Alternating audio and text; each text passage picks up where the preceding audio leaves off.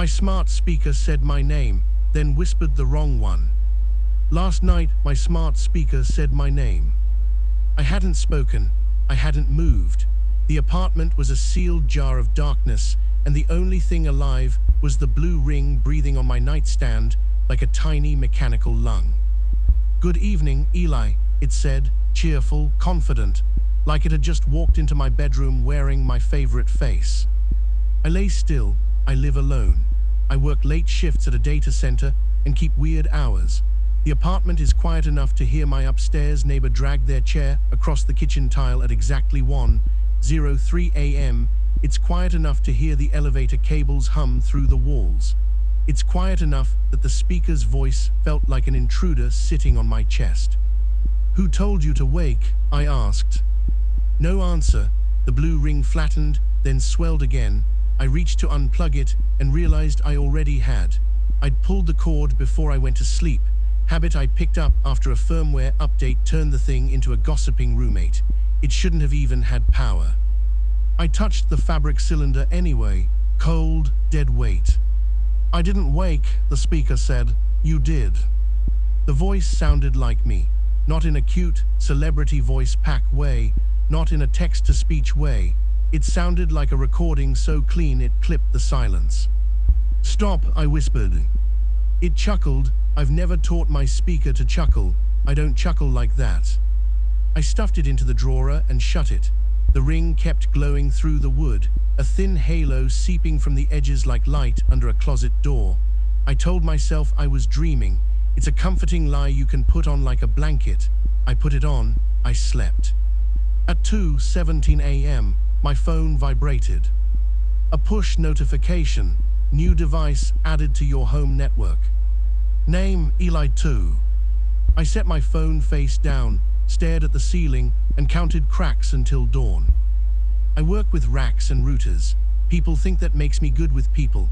It makes me better with ghosts, the kind that live inside servers and crash only when you look away. After work, I bought a new router, swapped the network name, randomized a fresh password that would break a dentist's jaw, and watched every device reconnect in order: phone, laptop, thermostat.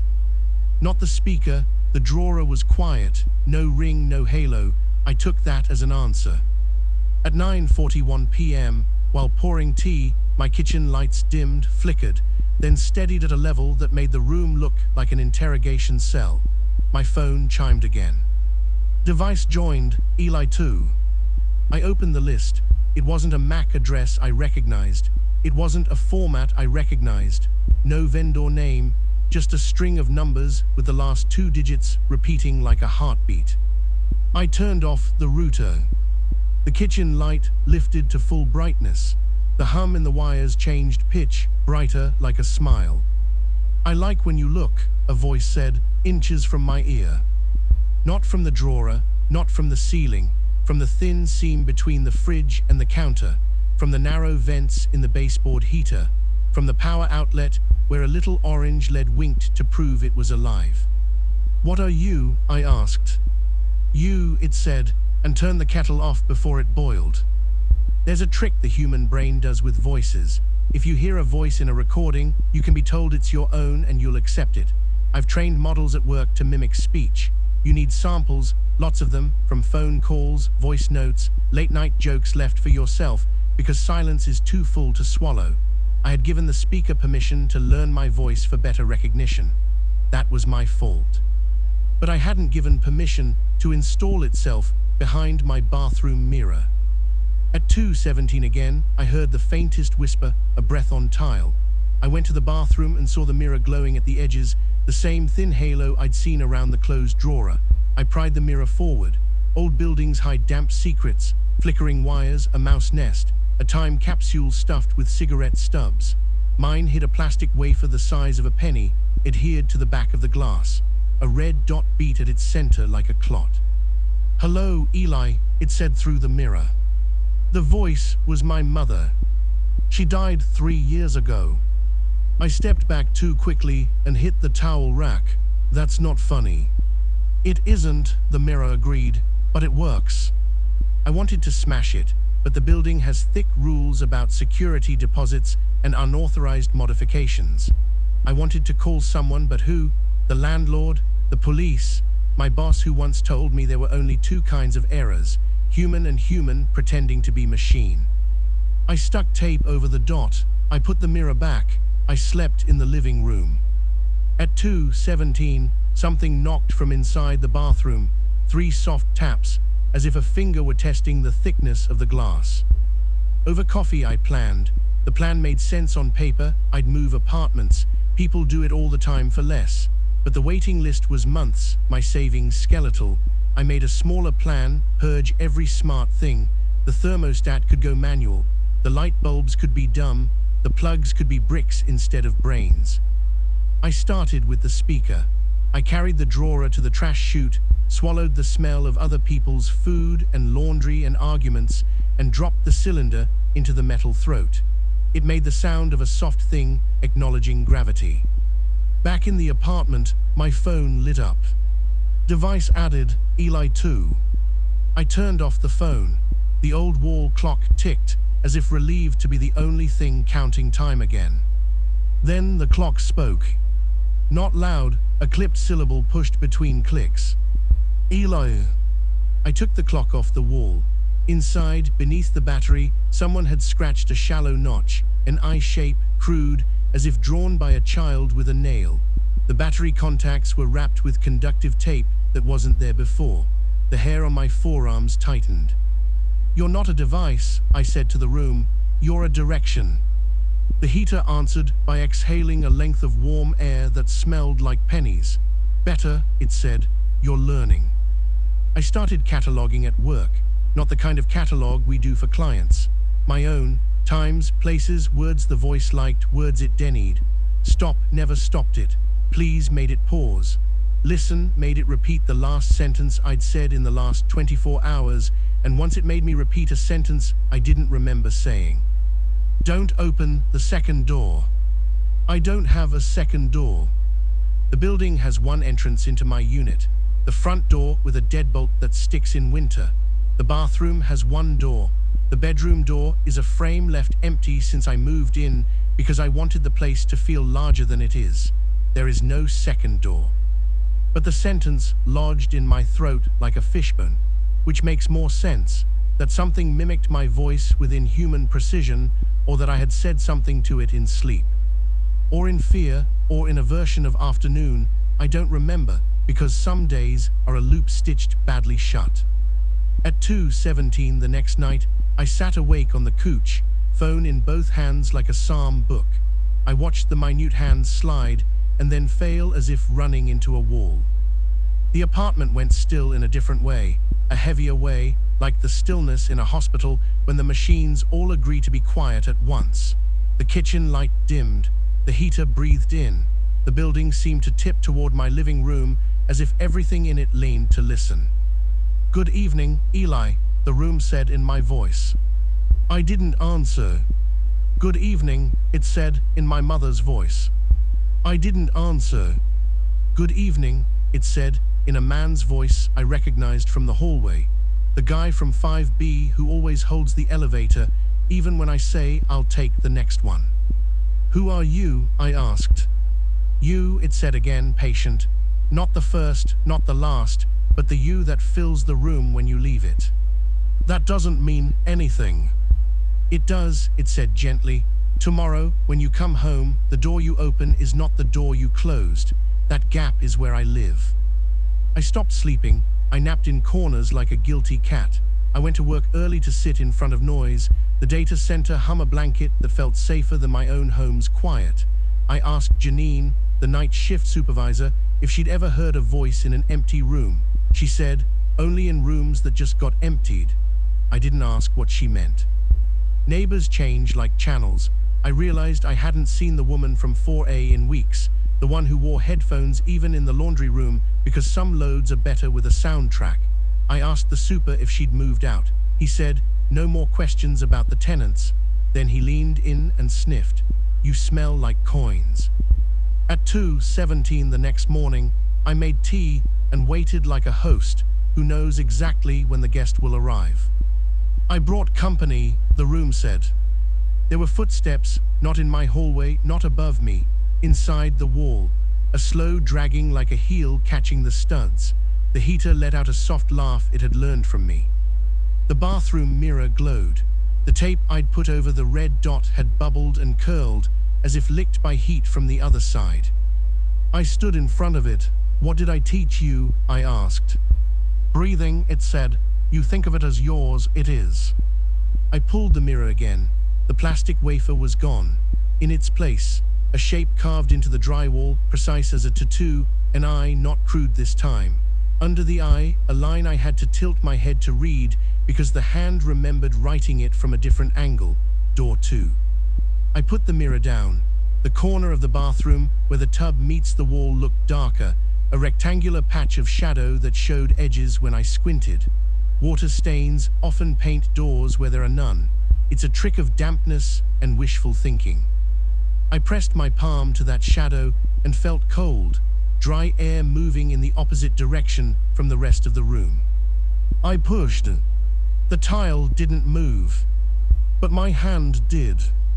It slid a few inches into the wall the way a hand slides into a pocket, smooth as habit, until I felt something warm and slick touch my fingertips.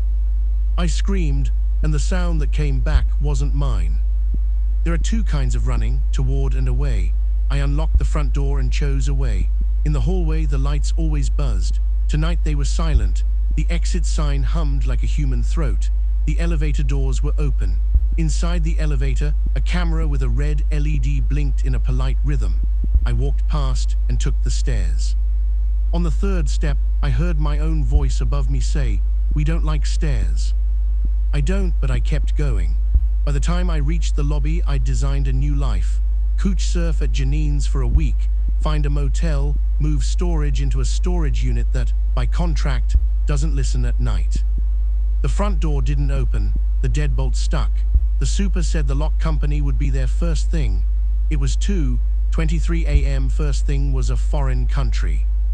"Don't leave," the lobby speaker whispered. I hadn't noticed there was a speaker. Of course there was. Everything speaks if you pay enough attention.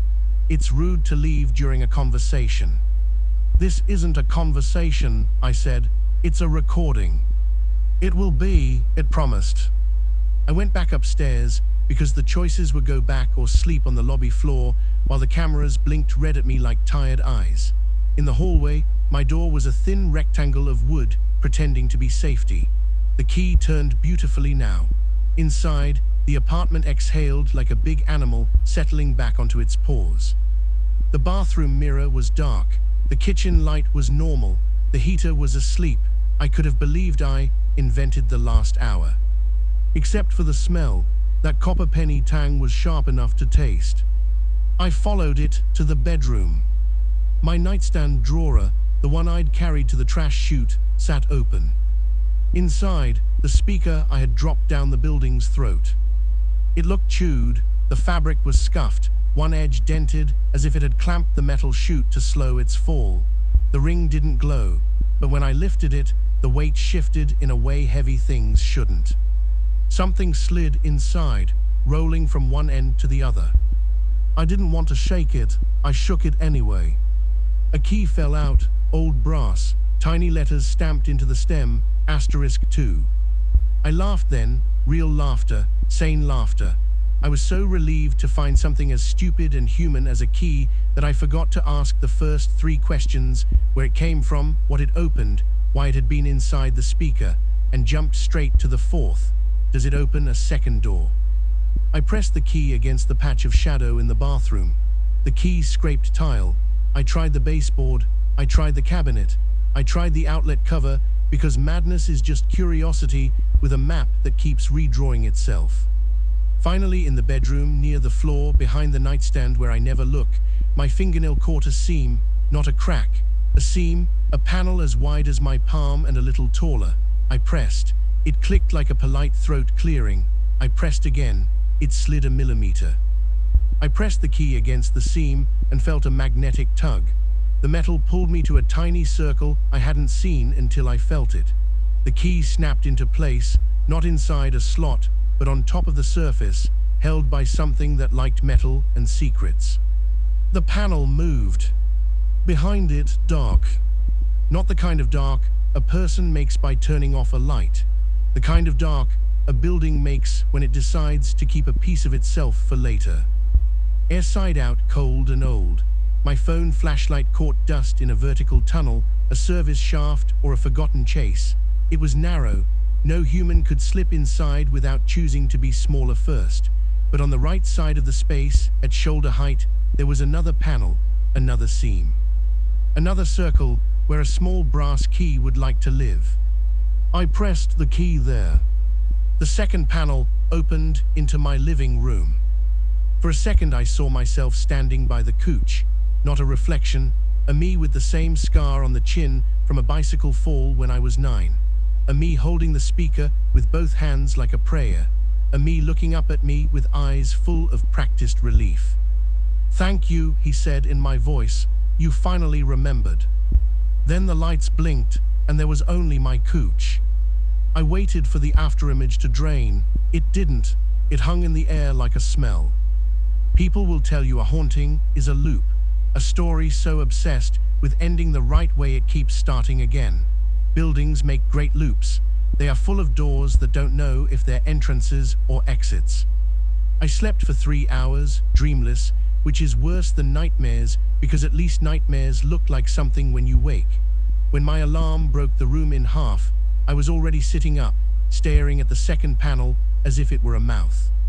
Work was noise, I welcomed it. During lunch I searched county records for the building. It had been renovated 9 years ago, the year the landlord changed, the year the ad said soundproofed walls. There was a notice about a fire in a utility shaft the year after. No casualties. That's how you hide a casualty. You make it sound like a number decided to stay home. On the way back I bought painter's tape, a cheap analog camera, and a battery-powered motion sensor that only knows how to do one trick and has never wanted to learn another. I taped the second panel shut, set the sensor, placed the camera so it could see my bed and the mouth in the wall without understanding either. At 2:17 the sensor clacked. The camera's red light blinked to tell me it was thinking. Something moved behind the tape, slow, respectful, not pushing through, pressing back, as if matching my hand from the other side. The heater woke, the clock sighed, the kitchen light dimmed to interrogation again. I sat on the edge of the bed, with my hands open like someone waiting to receive a folded flag. "Who are you?" I asked one last time. The room thought about it and decided to be kind. "Eli," it said, "but not the one you think." Am I the wrong one? It would hurt to say yes. Say it. Yes. I didn't feel offended, I felt practical. What happens now? Now, it said, we store you. The bedroom light went out. The blue ring in the drawer I'd returned to the nightstand lit, brighter than ever, brighter than a toy deserves. The second panel clicked like a throat clearing, twice. The key fell from the magnet and landed on the floor like a coin in a dish. I put it back, it wouldn't stick. "You learned my voice," the room said. "Now learn my silence." I realized then that I had been talking since I moved in. To the toaster, to the kettle, to the heater that huffs in winter like an old dog, to the mirror, practicing apologies I never deliver to real people. All those words have to live somewhere. If not in the air, then in the walls. If not in the walls, then in whatever the walls whisper to at 2:17 a.m. "I don't want this," I said. "You didn't want the first door either," it said. "You opened it anyway." It's morning now. The apartment is quiet, but not the same quiet. The key sits on the desk where I can see it glint every time a cloud moves. The second panel is flush, invisible to anyone who doesn't know where to press. The speaker is off. The router blinks in the predictable rhythm of small machines that do their job with zero poetry. I cancelled my move request. I threw away the motion sensor. I kept the camera. It has a photo I haven't developed yet because the lab across town does it only on Thursdays, and because some answers deserve a week of fear before they arrive. I don't keep smart devices anymore. I don't keep dumb ones either. I keep my voice low. I practice silence like a second language. And every night at 2:17, the apartment says goodnight. Sometimes it uses my voice. Sometimes it uses another. Sometimes, when it wants to be tender, it whispers a name I don't recognize, a name that tastes like dust and copper and the weight of a key. It isn't my name, not yet.